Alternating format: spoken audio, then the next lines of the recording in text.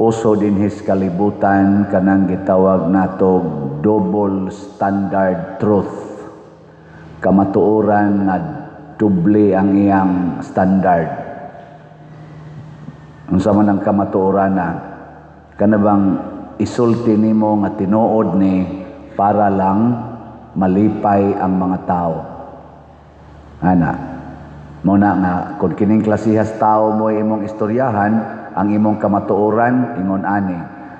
Nigabot sa nimo sa laing tao nga lahi sad og prinsipyo para malipay sila, mao na sad to nga klasis kamatuoran ang imong isulti. Ana, nanay daghan sa ato mga politicians, daghan kay na diha. Linya imong tupad na double standard ka. Kanabang mag-atubang mo sa pari, sigihan ni mong daig ang pari. Pero kadto na mo sa inyong organisasyon, punayan na niyog saway ang pari. Mo na, double standard ka. Kung naa ka sa panahon sa eleksyon, magpadong ang eleksyon, buutan kaayo ka, turti nimo ka, maayong tao, hasta na mga suok nga lugar, lapukon nga lugar, bukid imong katkaton, imong lamanohon ang tanan, kay portigid nimong higugmaan nila. Pero inig kadaog na nimo animal na kaikastanan, kawatan pa nimo ng mga taong perting pobriha, double standard personality ka. Ana, mao na ang mga Hudiyo, magkalisod na gani, Ginoo, tabangi mi, Ginoo, nyagpabor gani, hala, mo, reklamo. Ilang gipakpakan si Moses, dihang nitabok sila sa dagat nga pula, yes, nag-awit sila sa kalipay, yes, dalaygon ang Ginoo, pagbaktas na nila sa desierto, nga porti ng inita, unsa man ni Moses, nipulaan namin yung pagkaong, way lamig, yaw-yaw na. Mausad na ang mga magtiayon sa dihang uyapa, I love you, mabuang kugwa ka. Pagkaminyo na, hala, kinaurasay, sinikhanay, siging away, double standard personality. Kinsa dinhing asawaha, nga wa gyud kapangaway subana, sukad pagkaminyo ninyo, taas ang kamot.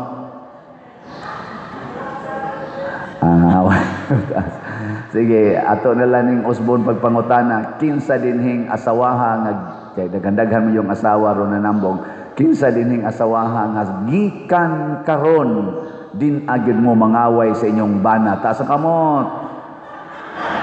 Arang-arang kay daghan-daghan ang ni isa, nagiuban mga gahi gyud, gahi.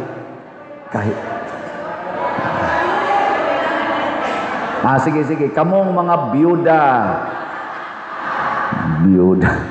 Sige na lang, kamo na lang mga ginikanan, kinsa ninyo sugod karon din agyod mga saba sa inyong mga anak kay pinangga guna ninyo, inyo gunang gipatiman, kinsa di na gyud mga saba, taas ang kamot. Arang-arang yabot og katunga. Di basag ka mo mga bakakon. Kinsa ninyo ang musaad nga gikan karon hantod Easter Sunday, hutdo ninyo palit ang slat, taas ang kamot. Ato na ba ning ilisan inig Easter Sunday, wa gyud mo isa. Kana bang ihurot gyud niyo palit ang inyong kwarta ba og slat? Oy, wa mo ayo. Ya, tulogon ni kaslat 300 ra gina. Kinsa ninyo ang musaad nga gikan karon hangtod Easter Sunday, makapalit gyud mo og labing minus 300 ang slat. Taas ang kamot. Hala, kabuutan, hurot man lagi mo. Na mahurot ning atong slat aning kalakiha. May unta sa atong online parishioner moingon sad, ako pa dir kutob Easter Sunday kay imo naman kanang hunongon ang slat, mo palit jud kog 300. No? Hurot siguro ni ay. Jutay naman lang ni nahibilin dire. Bitaw mga igsoon, ang gipangita sa Ginoo kanang dili ta double standard. Si Kristo bisag nanay nagsigig bahad niya nga patyon siya, bisag gisukit-sukit na siyag maayo kay pangitaan siyag sayop, nagpabili ng iyang baruganan, ako mao ako, ang akong gisulti ninyo mao na nya iya pa yung gipakapinan, kung inyo na kong iisa pasabot inyo na kong patyon, makadiscovery gid mo tinuod nga kamatuoran. So padayon gid siya hangtod sa kamatayon. Sa ato ro mga politicians, kinsa man ka nila ang double standard kana mag-usab-usab ang desisyon. Marcos Group, Duterte's Group, Pinklawans Group. Secret. Ang depensa sa impeachment process karon diha sa Congress, ang tubag sa kanini ang defense lawyers ni BP Sara sa mga questions dito sa Committee on Justice, usas ilang mga tubag, ilang giingon ang Committee on Justice double standard ang ilang justice nga gi-apply between sa impeachment sa presidente ug ang impeachment sa vice presidente. Kaya ang impeachment sa presidente naghisgot man sa tog betrayal of public trust.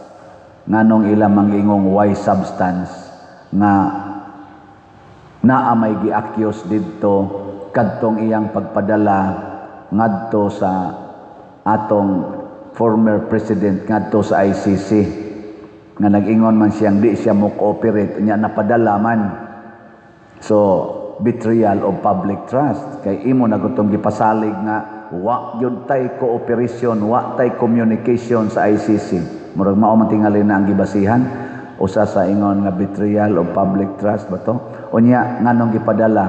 Unsay ilang tubag nganong wa kunoy sufficient substance kay naa pa kuno ang petition sa maong kanaganing accusation naa pa kuno sa Korte Suprema, wala pa na desisyoning. So naay pending nga kuan pa petition sa Korte Suprema. Mao na nga dili nimo maingon nga betrayal of public trust kuno to kay wa pa man kuno desisyon ang Korte Suprema. Pero ang sakang BP Sara nga kadtong iyang betrayal of public trust, kadtong iyang paggamit sa confidential fund, naa pa man say pending nga petition adto sa Korte Suprema matingay o sa kuwa ba wala pa man na madesisyon ni na guilty siya ana. Nya ngano man kunong gihimo man nga sufficient in substance. Mga ingon ana ba double standard. Pero para nako ang double standard gid ani nilang ato mga pipila ka mga politicians kana bang ang inyong pangitaon nga depikto pilion ra pananglitan kanang confidential funds naa may billions nga confidential funds sa presidente o sa uban pang mga agencies. Nganong ang Office of the Vice President nga 125 million mao ra may inyong pangitaon. Ibutang ang standard kung ang ato yung pangitaon o giunsa paggamit ang confidential funds aron maka-aid sa legislation kay mao man ilang purpose inig hearing diha. Duki-duki agyud ang tanan yung confidential fund ug unsay ilang common ground, unsay ilang batasan sa paghandle ana. Mao toy i-address. Kay basig popariharan na sila kana mga alias-alias kay confidential guna na ginang alias-alias mga piatos, mga unsa pa diha, chicheria, ikasin, na chicharon, mga inana ba kanang alias-alias confidential fund guna. Tanawa ko no ang sa Office of the President billions man na, di man na millions, billions na pagyoy Office of kani mga sa military, sa army, sa DILG na sa sila confidential fund. Tanawa kuno giunsa nila sad paghimo ang ilang confidential fund. Nabay alias-alias o gisuwat gid nila ang complete name, address and middle name sa nidawat. Double standard nganong di ara man gyud sige sila balik-balik sa Office of the Vice President. Kana bang dili nimo i-apply ang tanan ba ngadto sa tanan? Matod pa sa usa ka philosophical teaching, if you want to test your claim as true, apply it to all. Nya og nindot ganig resulta, it is true. Og bati gan or it is right. ug bati gani, it is wrong. Pananglitan, palit og slot. Unsa man na, right or wrong? So ay kunog apply, kitang tanan mamalit kitag slot. Unsay resulta, maayo o bati? Maayo, o di palit og slot. Kanang pagtigom og kwarta, kanang tigumon yung kwarta, unsa man na, right or wrong? Ha? Nata na, galibog na mo. Sige, ibutang yung kuno sunahon na kitang tanan tigom kitag kwarta, unsay mahitabo? Mag-away ta, maggubat ta, kay mag-ilog na tagkinsag yung makatigom, niya magkinawatay na, kay na imong gitigom, daghan kaayo, wala hinungkoy ako. Ana, muna ingos Kristo, sell everything you have and give it to the poor. Unsa man na, right or wrong? Nga, inyo nang sundon, dili. Kusog kay maingon, right. O niya, ingon, sundon, dili. And then, may ayo, hinaig tingog ba. Kanang maingon si Kristo, kung tamparoson imong pikas aping, ipatamparos ang pikas. Unsa man na, right or wrong? Kung ato ginang i-apply sa tanan, ang tanan magpatamparos lang. Unsay mahitabo? Ha? Wa na mo tamparos. Kay ang tanan magpatamparos man. Kinsa pa may mutamparos? O di mubanos ang kalinaw. O napaygingon si Kristo, pagpakamatay para sa imong isig katao. Lay you down your life for your friend. O sige, unsa mo na, right or wrong? Sige, i-apply ko nos tanan, kitang tanan magpakamatay kita para ng atong tupad. Wanay mo patay, di pareha karon nga purting pinatianay. Walay mo patay. Nga naman, magpakamatay gid ko para nimo. Imo na nung mupatay na nung kunimo. Ako gani mo'y gusto nga imong patyon.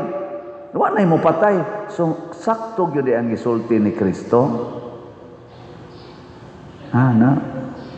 Ang pangutana, musunod ba mo ni Kristo? Nganong tulo naman lang kabuk ang nisulti.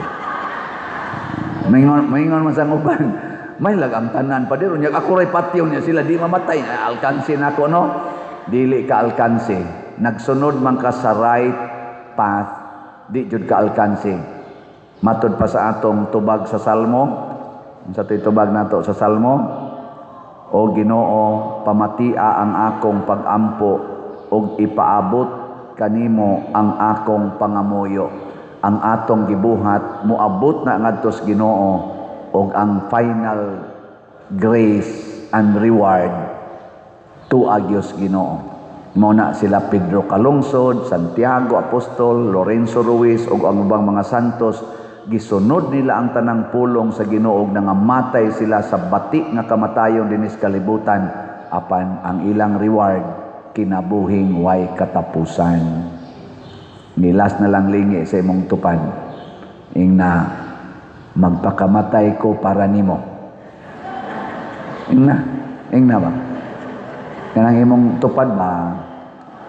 Anaha, kanindot unta, maato ning masulti. Di ko moingon nga inline ani ang gisulti ni President Duterte nga napriso ron sa dahig. Niingon siya, andam kong magpakamatay. Yun sa ito niya pag in English sa una, I'm willing to rot in prison para ninyo. Gusto ko okay ra kog malata sa prisuhan para ninyong tanan nga Pilipinos. Karon iya sa nang gisulti dito, my heart, my soul belongs to the Philippines. Tuas siya dito ros prisuhan.